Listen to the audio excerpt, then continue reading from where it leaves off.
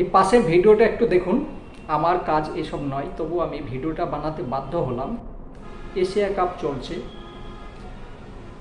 India পাকিস্তানের মধ্যে match চলছে। অক্ষর প্যাটেল বল করেছে, একটা সিক্স মেরেছে। সিক্সের মধ্যে দেখিয়ে দিচ্ছে বন্দুকের ইশারা। এটা কি হরকত ভাই? হতেই পারে তুমি তো খেলার জন্য এসেছো, তুমি তো সিক্স মারার জন্য এসেছো মাঠে। অক্ষর প্যাটেল বল করছে, সে বল করার জন্য এসেছে। তোমার কাজ হচ্ছে সিক্স মারা, ফর মারা, যা পারবে সেইটাই মারবে। তো এখানে তো ফায়ারিং করতে আসোনি তুমি। তো কি প্রমাণ দিতে চাইছো তুমি যে আমি আর কিছু খেলোয়াড় না, আমি ক্রিকেটার নয়, আমি আর কিছু, সেইটাই কি তুমি প্রমাণ দিতে চাইছো? প্রমাণ দেওয়ার দরকার কি? পৃথিবী, সম্পূর্ণ পৃথিবী জানে তুমি কি বা তোমরা কে। তোমাদের এই হরকতের জন্যে তোমাদের দেশে কেউ খেলা করতে যায় না, আর কেউ যাবেও না। ঘৃণা লাগে ওই সব ব্যবহার দেখে। এশিয়া কাপ চলছে, সুন্দরভাবে খেলা করো। খেলা করে যদি তোমার ক্ষমতা থাকে, তুমি নিয়ে চলে যাও এশিয়া কাপ।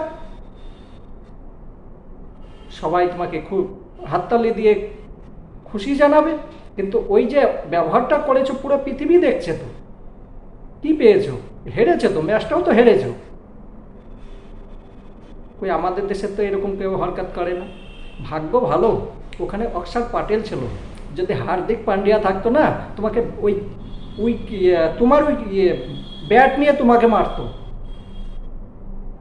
আর আমি তো খেলতেই জানি না। আমি যদি খেলতে জানতাম তাহলে আগে তোকে মারতাম আমি। খেলা করতে এসেছো ভাই, খেলা করো। খেলা করে খেলার মধ্যে এনজয় করো, নিজের দেশ চলে যাও। হতেই পারে একজন হারবে, একজন জিতবে, এইটাই তো হচ্ছে খেলা। কিন্তু তুমি এরকম ব্যবহার করবে? ঘৃণা লাগছে না, ওইসব করা ঠিক নয়। পুরো পৃথিবী দেখেছে তোমার ব্যবহার। যদি ম্যাচটা যদি জিততে, তাহলেও খানিক দুঃখ আমাদের লাগতো। আমাদের দুঃখ কোনো সময় নেই, আমরা হারলেও খুশি, জিতলেও খুশি।